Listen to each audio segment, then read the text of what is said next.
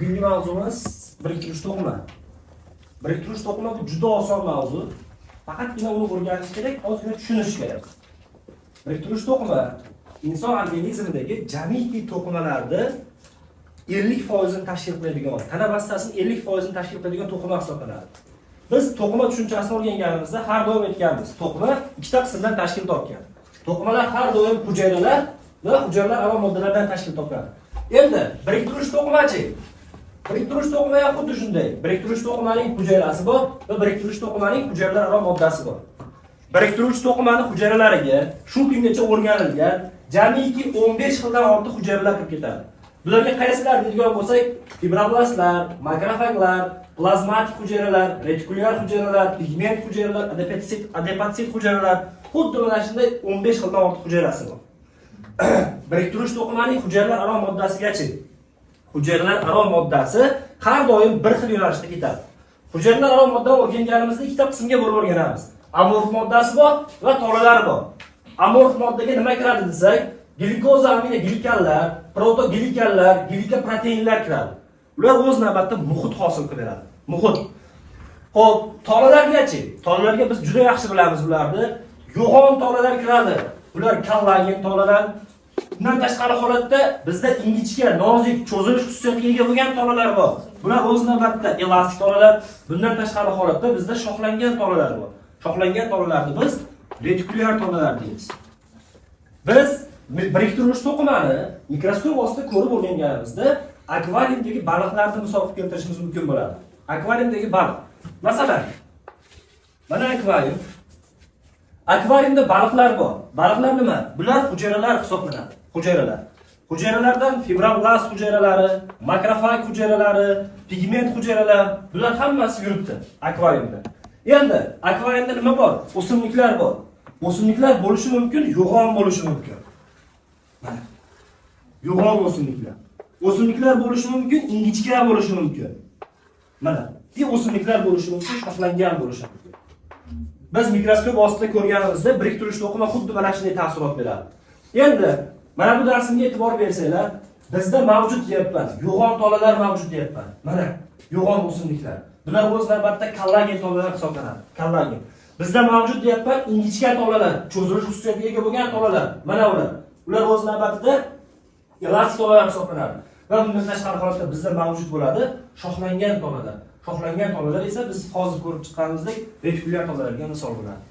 Endi bularni atrofida yurgan biriktirish to'qimaning hujayralarini misol qilib keltirishimiz mumkin bo'ladi. Biriktirish to'qimani mikroskop ostida ko'rganimizda xuddi mana shunday tartibda ko'rinadi. Xo'p, biriktirish to'qimaning klassifikatsiyasi bor. Klassifikatsiyasi. Biriktirish to'qimaning klassifikatsiyasi nimadan tashkil topgan? Ularni biz biriktirish to'qimaning klassifikatsiyasiga bo'lishda asosan hujayralar va hujayralararo moddalarga qarab turib biriktirish to'qimaning klassifikatsiyaga bo'lamiz. Biriktirish to'qimaning ikkita turi bor. Birinchi turi bu asl biriktirish to'qima. Bu biz asl biriktirish to'qima, asosiy biriktirish to'qima deb juda ko'p turlarni berib ketgan. Bundan tashqari holatda suyak biriktirish to'qima degan turlar bor. Ikkita turi. Asl biriktirish to'qima ham o'z navbatida yana ikkiga bo'linadi. Ikkiga. Bunisi tonali biriktirish to'qima bo'lsa, ikkinchi turi esa maxsus xususiyatga ega bo'lgan biriktirish to'qima degan turlarga bo'linadi. Tonali biriktirish to'qima ham mana bu tolalarning ko'p yoki kamligiga qarab turib, agar tolalar ko'p bo'ladigan bo'lsa, zich tonali biriktirish to'qima, agar tolalar kam bo'ladigan bo'lsa, siyrak tolali biriktirish to'qima degan turlarga bo'linadi. Keyingisi zich tolali biriktirish to'qima. Agar zich tolali biriktirish to'qimada tolalar hammasi shakllangan, ya'ni bir xil yo'nalishda yo'nalgan bo'lsa, bular o'z navbatida shakllangan zich tolali biriktirish to'qima. Agar tolalar har xil yo'nalishda tarqalgan bo'lsa, ya'ni har xil yo'nalishda ketyapti, lekin zich. Bunda esa shakllanmagan zich tolali biriktirish to'qima deb bo'laklarga bo'linadi.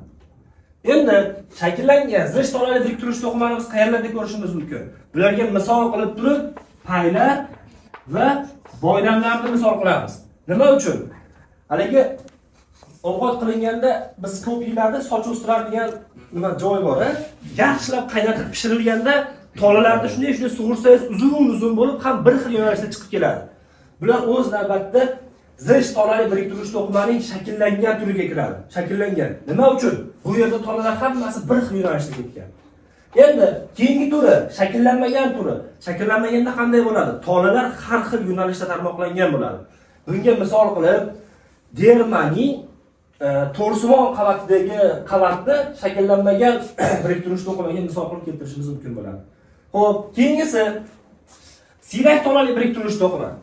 Siyrak tolali biriktirish to'qimada tolalar kam, lekin hujayralar ko'pligi bilan zich tolali biriktirish to'qimadan farqlanib turadi. Zich tolali biriktirish to'qimada qanday edi? Tola ko'p edi, hujayrasi kam bo'lardi. Xo'p, siyrak tolali biriktirish to'qimada esa xuddi shu teskarisi. Tola kam, hujayrasi ko'pligi bilan bir-biridan farqlanib turadi. Siyrak tolali biriktirish to'qimada tolalar kam, hujayralar ko'p. Bunga misol qilib terini so'rg'itsimon qavatini biz misol qilib keltirishimiz mumkin bo'ladi. Endi tolali biriktirish to'qimaning yana bitta turi bor.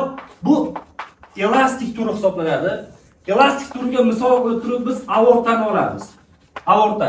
Nima uchun aorta? Aortaga yurakda chap qorinchasidan kuchli bosim bilan qon kelganda u cho'zilish va qisqarish xususiyatiga ega. Cho'zilish, qisqarish. Xuddi shuning uchun bu turda aortani alohida elastik turib berishgan. Alohida qilib. Endi tolali turlari tugadi. Keyingisi maxsus xususiyatga bo'lgan turlarigacha. Maxsus xususiyatga bo'lgan turlariga biz areolalarni misol qilib keltirishimiz mumkin. Areolalar. Areolalarni biz anatomiya mavzusida o'tganmiz. Bir dona muskul tolasi, ustki tomonidan epimiziy bilan qoplangan bo'ladi. Epimiziy. Endi xo'p, muskul tolalari o'z navbatida tutam hosil qiladi. Tutam. Bu tutamlar o'z navbatida ustki tomonidan perimiziy bilan qoplangan bo'ladi. Perimiziy. Va bu tutamlar o'z navbatida yig'ilib turib bitta muskulni hosil qiladi. Muskul ustki tomonidan o'z navbatida endomiziy bilan qoplangan bo'ladi. Endomiziy. Xo'p, bu klinik jihatdan ahamiyatga ega.